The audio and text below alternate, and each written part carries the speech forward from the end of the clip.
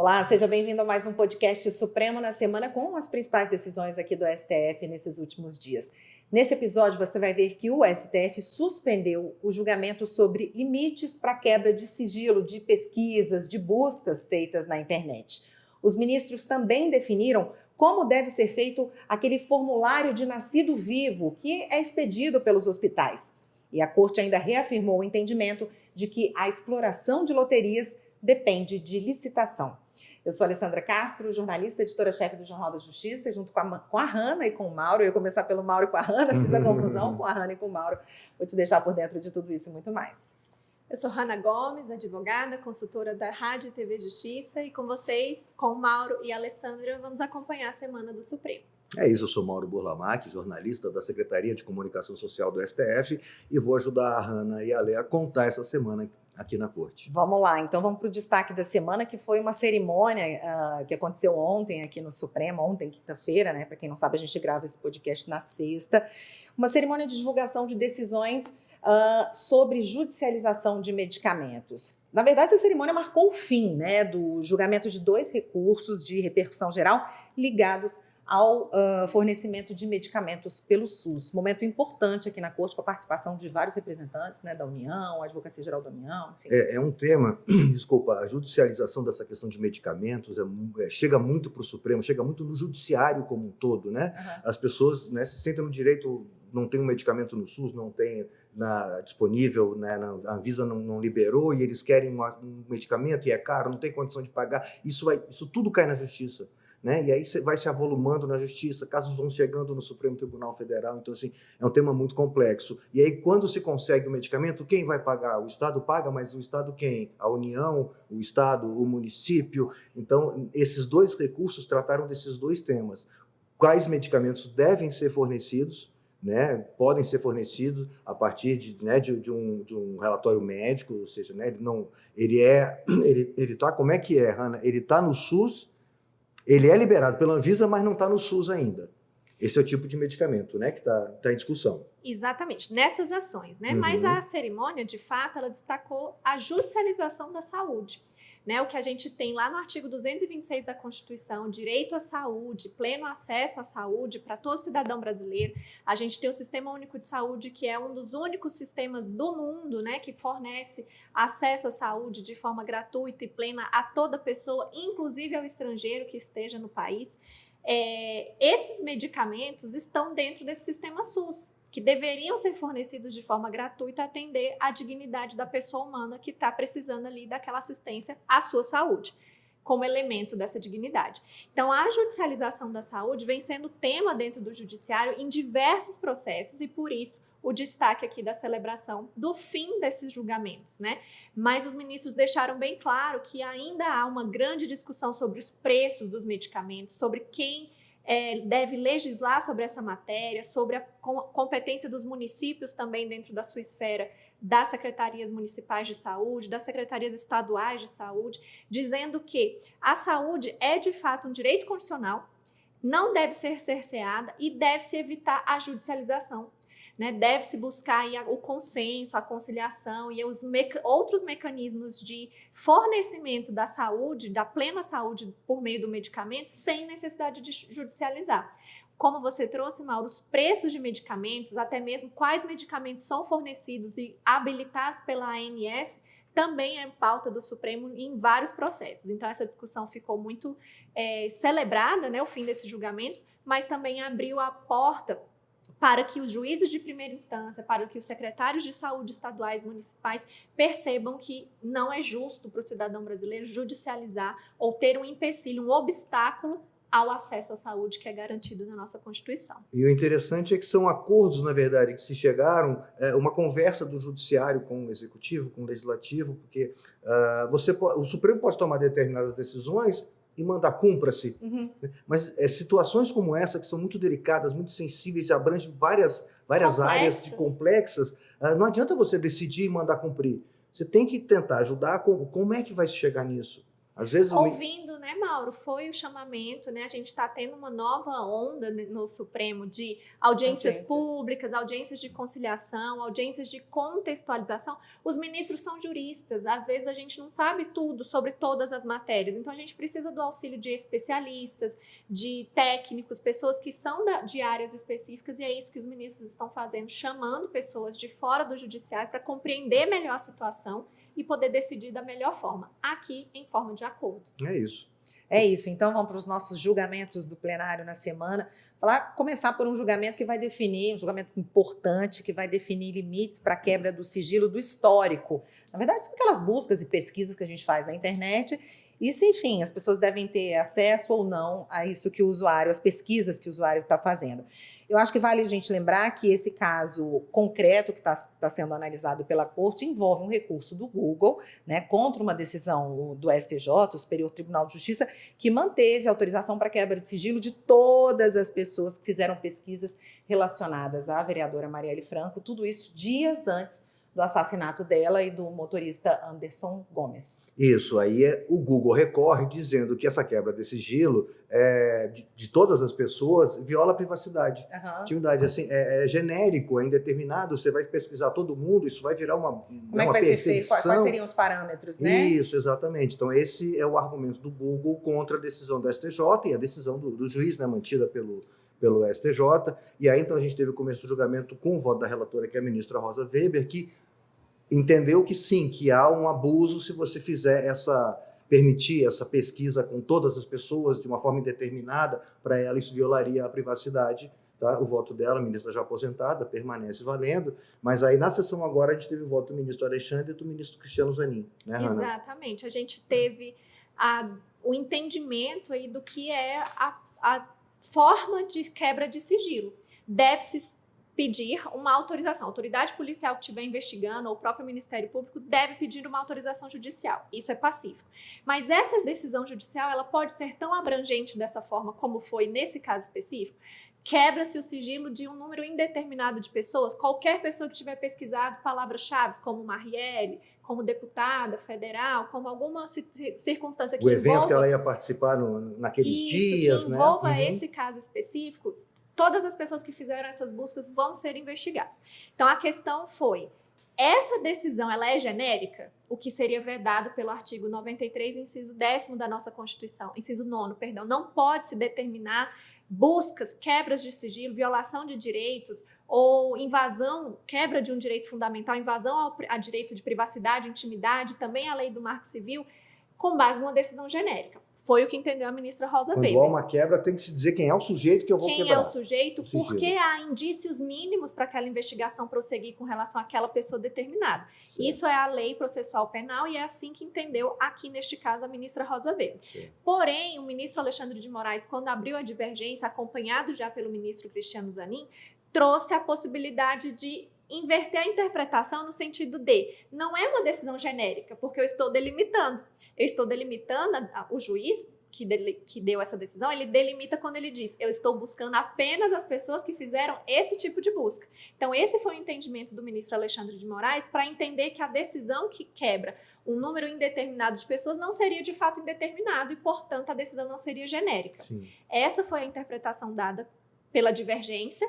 O processo ainda não teve o julgamento finalizado, né? A gente teve pedido de vista do ministro André Mendonça, vai continuar. É um processo que tem repercussão geral reconhecida e que vai influenciar as investigações no país inteiro. Seja lá nos crimes de organização criminosa, pelo pacote anticrime. Pedofilia, né? O ministro citou durante o julgamento. Exatamente. Porque são manifestações ilícitas muito características nas redes sociais, no meio virtual, né? O tráfico de drogas hoje em dia, o tráfico humano de pessoas, a pedofilia, vários crimes precisam hoje em dia da internet para acontecer. E essa busca por meio das plataformas que guardam os nossos dados precisa ser mais ampla. É o entendimento do ministro Alexandre de Moraes. Então, assim, ele não está dizendo que é indeterminado e genérico, ele está querendo chegar num grupo de pessoas que foi o que aconteceu, na verdade, nessa investigação. Exatamente. Eu quero é conseguir fechar delimitar o próprio número de pessoas. Mas a partir dessa busca. Eu acho interessante que ele cita uma coisa engraçada, que o Google pode usar as informações que ele tem das nossas pesquisas para mandar publicidade. Foi interessante você falou do carro vermelho. Então, não, gente, é muito real isso. Você faz uma pesquisa de geladeira que seja, não vamos tirar do carro, mas assim, não é. Você passa a semana inteira, você fala alguma você também coisa. recebendo anúncio. Tô querendo comprar uma geladeira. Você começa a receber. Não é possível. É o que o ministro cita. Então, assim, o Google pode usar essa informação para bombardear você com toda a publicidade ligada àquilo que você pesquisou. Mas você não pode usar a pesquisa que ele teve acesso para investigar crimes, né? Aí você está falando de pedofilia e tal, gravíssimos. Então, assim, foi interessante esse lado dele. É uma reflexão, né? É uma reflexão que o ministro fez. E o caso, então, volta quando o ministro André Mendonça trouxe ao caso de 90 dias, como você sempre lembra, né? O prazo regimental. Eu acho interessante a gente lembrar desse prazo, porque as pessoas falam, pedido... Não tinha esse prazo antigamente. Não tinha. Então, assim, ficar de eterno com o ministro? Não, acabou isso. Né? Antigamente o processo agora acabou. Agora é automático. 90 então, assim, dias. Tem que votar. Tem que voltar o processo e ele automaticamente votar.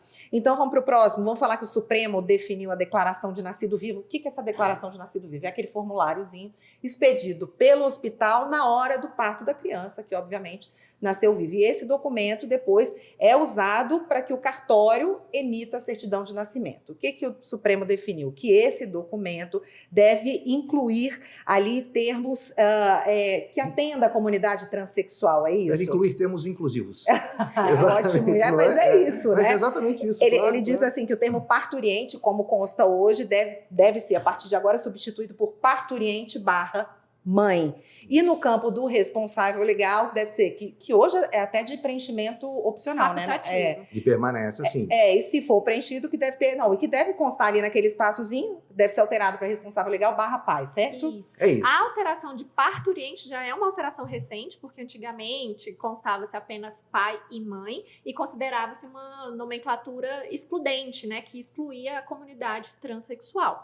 Mas houve uma alteração legal fazendo com que a nomenclatura ficasse só como parturiente, né? Aquela pessoa que deu à luz, que, né, foi a vítima do parto, digamos assim. Exato. Uhum. Né? E aí a gente teria a exclusão das figuras genitor e genitora, o pai e a mãe, o homem e a mulher. Mas dessa forma, os ministros entenderam aí que não seria tão inclusivo assim, porque estaria excluindo uma outra parcela da comunidade.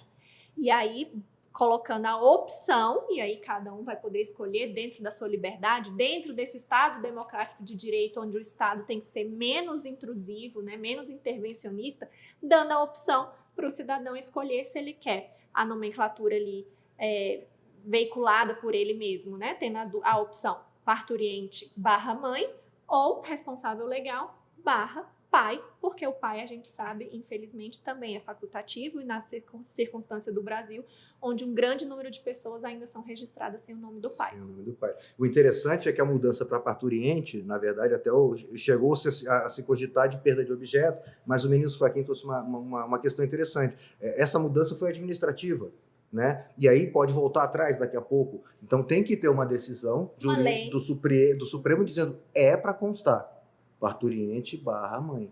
Porque eles já mudaram para parturiente, está tudo ok, daqui a pouco eles voltam atrás, vai ter que vir de novo ao Supremo, bater na porta do Supremo de novo, não. Está decidido que tem que ser parturiente / mãe e responsável legal. E recomendou-se a própria regulamentação por lei, né? Um dos ministros mencionou isso para que não ficasse apenas uma decisão do Supremo, que numa futura nova composição do Supremo também pode ser alterado o entendimento. Então, recomendou-se.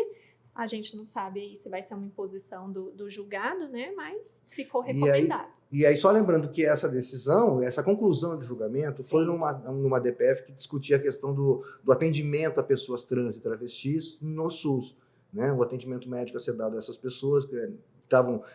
O autor reclama que pessoas que eram trans, mas não tinham feito a mudança na genitália, não conseguiam atendimento... De acordo com o gênero, seu gênero atual, biológico. Não, biológico. Exatamente. Eu tenho um útero, né? Mas sou homem, mas ainda tenho o meu útero, não mudei. Eu quero atendimento numa ginecologista? Não conseguia. Então, assim, você tem que dar esse atendimento. Então, o Supremo disse, não, tem que ser dado, né, de acordo não só com a identidade de gênero, mas também, quando for o caso, biológico. Isso, respeitando a própria inclusão, né? E a Respeitando. dignidade da pessoa humana e o acesso à saúde que a gente discutiu no primeiro caso. É isso. Então já tinha essa decisão e agora só concluir essa questão do formulário que ficou pendente. E concluíram agora. Então, sempre inclusivo e inclusivo para todos. O ministro Luiz Roberto Barroso fala, você não pode, né, incluir uma parcela minoria e excluir a maioria, não. Você tem que incluir maioria e incluir minoria e as pessoas se sentirem bem para escolherem o que quiserem ali. Tá. E foi isso que foi a decisão. Vamos falar agora do plano Pena Justa, já que o presidente da Corte, Luiz Roberto Barroso, votou essa semana pela homologação desse plano, que foi, na verdade, apresentado pela União para enfrentar aquela chamada violação massiva de direitos humanos no nosso sistema prisional brasileiro. Isso, o Supremo reconheceu que existe esse estado de coisas inconstitucional no sistema prisional,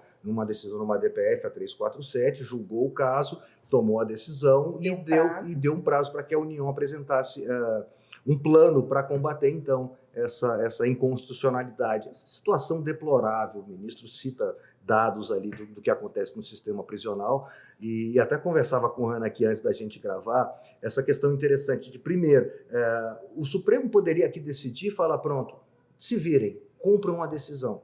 Mas é um problema tão grave, tão sensível novamente, que não dá para você jogar. Você tem que tentar compor. Envolve tantos direitos, né? Tantos direitos, e quem tem que agir são vários atores. O judiciário tem que agir, mas o legislativo tem que agir, o executivo tem que agir. Então, mais uma vez aqui, houve uma conversa do CNJ com a União para se chegar nesse plano que o ministro, então, trouxe para ser homologado. Então, isso é muito interessante. Isso é uma tendência que não tem volta. Né? É uma tendência muito louvável, né, dessa composição do Supremo, trazendo aí a possibilidade de audiência de conciliação, como a gente já mencionou, do diálogo com a sociedade para, de fato, resolver problemas. E não impor uma norma, um entendimento para que a sociedade simplesmente cumpra. Eu acho que isso encontra muito com a tendência da presidência do ministro Luiz Roberto Barroso, trazendo o Supremo mais próximo da sociedade, dizendo, olha, eu entendo vocês, eu estou escutando vocês para decidir. O Supremo não é uma corte distanciada da sociedade, ele está se aproximando, escutando melhor a sociedade para que as nossas decisões aqui, a partir da corte, sejam pertinentes, de fato, com o que a sociedade está querendo, está precisando. Então, é muito interessante. Escutaram-se especialistas, a gente tem aí a vertente da saúde, né, planos médicos, odontológicos para a comunidade carcerária, temos o atendimento religioso à comunidade carcerária, a própria situação das pessoas trans e com autismo, com pessoas que não podem se autodeterminar, dentro da discussão da semana passada sobre medidas de segurança. Então, a gente percebe uma maior atenção à complexidade das causas, né? E não só um olhar técnico a partir da lei. E como é que fica? O ministro votou? O ministro votou, homologando o plano que foi apresentado, e os demais ministros vão votar, então, numa sequência. De novo, deu um tempo para os outros ministros, porque é um plano longo, detalhado, exato. E aí, o importante o que o plano diz é que o CNJ vai fiscalizar a aplicação do plano, né, com relatórios enviados ao Supremo periodicamente, e os estados e municípios, a partir da homologação desse plano, deverão, então, também produzir planos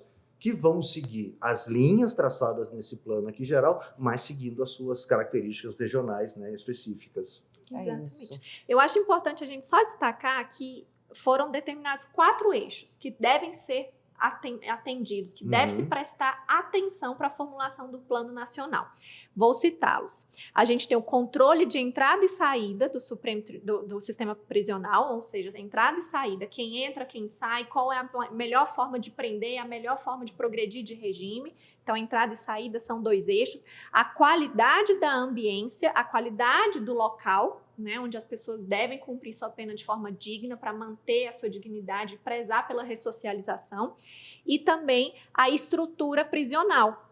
Então, a gente tem essas visões para, de fato, Mauro e Alessandra, atender o que diz a lei penal. A lei penal diz que cometer um crime, você vai ser condenado e você vai ser ressocializado. É a finalidade da pena. Deve-se atender a finalidade da pena, ressocializar, devolver esse cidadão para a sociedade de uma forma digna e que ele seja útil para a sociedade depois. Vou ressalvar um caso que a gente tem no Brasil muito triste, de um cidadão que passou 30 anos preso no sistema penitenciário brasileiro. Ele foi preso jovem, saiu do sistema penitenciário 30 anos, porque era o máximo de pena que a gente podia cumprir, agora 40 anos, mas antes era 30 anos. Ele entrou analfabeto no sistema penitenciário e saiu analfabeto do sistema penitenciário. Ou seja, o Estado acautelou uma pessoa por 30 anos e não fez nada com esse cidadão. E saiu pior, porque agora ele tem a chaga de ser um egresso do sistema penitenciário. E sem nenhuma, né, sem nenhum diploma, sem nada. Diploma, sem perspectiva de vida, sem dificuldade de arrumar um emprego.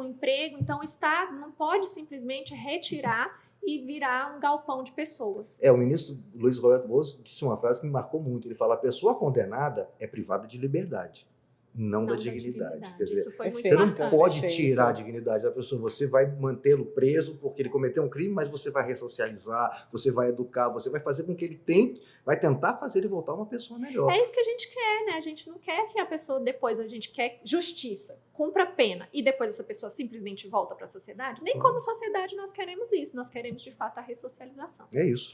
É isso. E nessa quinta-feira também o plenário começou a julgar a validade, né, de mudanças na Lei de Falências e Recuperação Judicial a respeito das cooperativas médicas operadoras de plano de saúde. É uma ação, na verdade, né, em que a Procuradoria-Geral da República, é isso? Isso.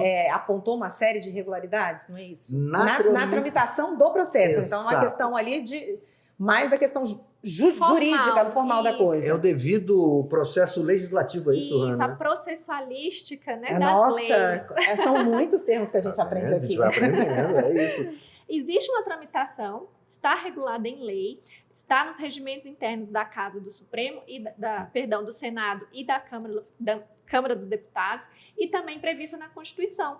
Nós temos um termo também bicameralismo, nós temos duas câmaras, né? O termo é difícil de falar. Nós temos o Senado e a Câmara. Então, quando uma lei é aprovada, ela deve ter sido aprovada por essas duas casas e depois promulgada pelo presidente da República. Quando ela não passa por esse processo normal, essa processualística, essa forma, né, essa solenidade, ela pode apresentar aí um vício na forma, ou seja, não atendeu aos requisitos de formação, de criação dessa lei. E esse era o principal tema dessa ADI, né? Chamada inconstitucionalidade formal, é isso, né? Exatamente. A forma, o jeito que ela foi produzida, essa legislação. Não é o conteúdo que você está discutindo. Exato, não seria o conteúdo. O jeito que ela foi produzida, a forma, o passo a passo para criar essa lei, não foi atendido, o que seria questionado a partir de uma ADI, uma ação direta de inconstitucionalidade. Está inconstitucional na sua forma? Era a pergunta, foi a ação que foi trazida ao Supremo. Mas ela é um tanto complicadinha na matéria, no conteúdo, no mérito dessa ação, porque o que trazia de diferença era uma alteração de uma lei. Uma lei alterou uma lei para incluir um trecho de um entendimento, fazendo com que as cooperativas de saúde dos médicos estivessem fora do programa de recuperação judicial, de recuperação extrajudicial, de falência extrajudicial. Mas a própria lei, antes de ser alterada, já trazia essa exclusão das cooperativas médicas, dessa recuperação, dos benefícios da recuperação judicial. E aí houve um entendimento, uma interpretação dos ministros. O ministro Flávio Dino entendeu que não seria que seria uma exclusão, que seria de fato uma alteração, e por isso a legislação a lei não atendeu ao bicameralismo, essa passagem pelas duas casas. Ela teria que voltar para outra casa para ser votada essa alteração no texto. Exatamente. Já o ministro Alexandre de Moraes entendeu que esse dispositivo que alterou era apenas uma explicação, explicando que, de fato, as cooperativas médicas não estariam dentro dos benefícios de recuperação extrajudicial, recuperação de falências extrajudicial das cooperativas médicas. Aí não teria havido uma mudança no texto. Exato. E aí não precisaria voltar para a casa anterior, para outra casa legislativa. Estaria correto. Então, para o ministro Alexandre, não há inconstitucionalidade. Não havia inconstitucionalidade, porque não foi uma alteração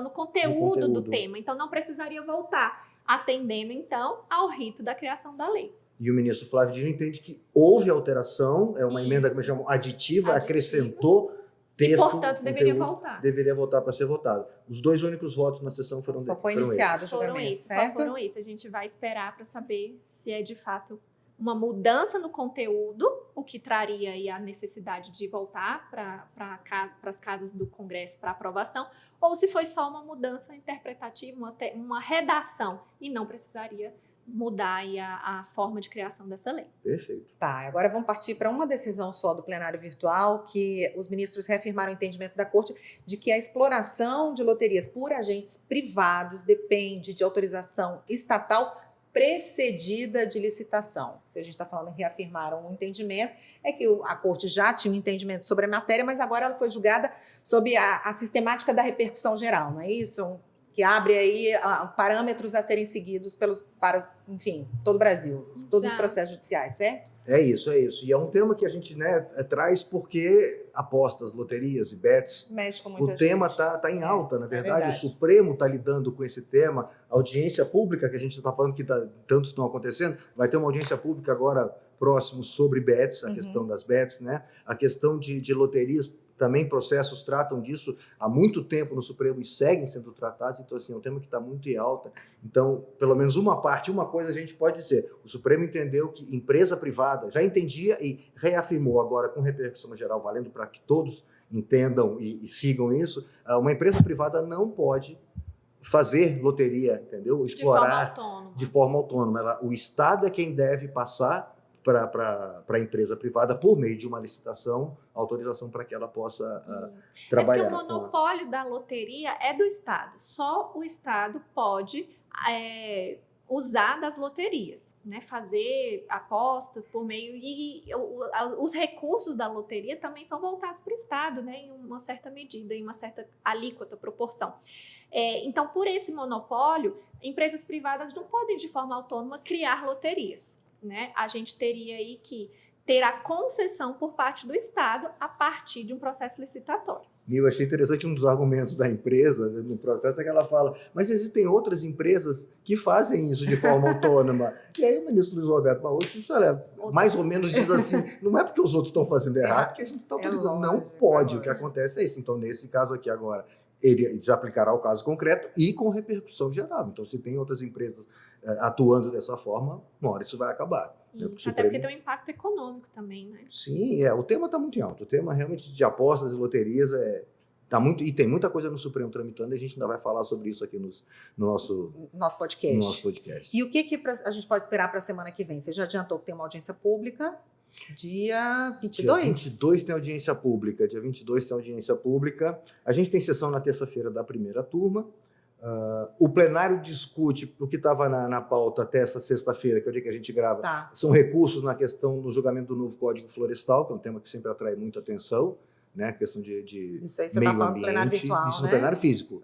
Isso está no plenário físico. Você está falando para a pauta para a semana que vem do plenário físico. Isso, depois a gente chega no virtual, físico. queria chamar a atenção para E o virtual tem a questão de sanções impostas a condenados por improbidade administrativa e tinha a questão da revista íntima. Isso, queria falar. Foi um pedido de vista, não? Pedido foi de destaque. Então vai para o físico. Isso, ele vai para o físico. Se a revista íntima viola direitos à intimidade, visitantes de presídios, é uma situação também que, esse caso também já vem sendo tratado aqui no Supremo, e assim, é muito delicado, muito sensível, muito complexo, e o Supremo tem muito cuidado para lidar com esses temas, né? Então é um julgamento importante.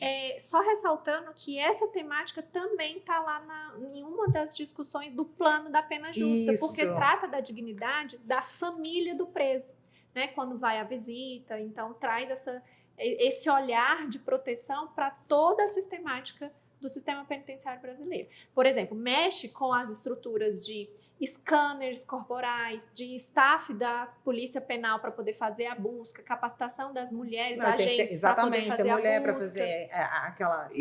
são buscas bem... São vexatórias. Muito invasivas, né? Exato, e que afrontam sim a dignidade da pessoa humana. Como criminalista, eu já escutei reclamações de clientes, de mães de clientes que vão a essas visitas, visitar seus parentes, e realmente é uma violação à dignidade, mas necessária. Então, como fazer isso sem prejudicar tanto a segurança pública... De uma forma razoável, e sem ofender a dignidade da pessoa humana. E é isso, é uma discussão a gente acompanha. Então, por essa semana é só. A gente se encontra de novo semana que vem. A você, muito obrigada pela companhia. Nosso e-mail podcast@stf.jus.br para você interagir com a gente, mandar suas dúvidas, suas questões, suas críticas também, que a gente aqui é aberto a tudo isso. E continue acompanhando a gente no canal da STF no YouTube, no Spotify, sua plataforma de áudio preferida. Mauro, obrigada. Hanna, obrigada. Até a próxima. Obrigado a você, Alê. Obrigada a você que nos acompanhou. Até a próxima.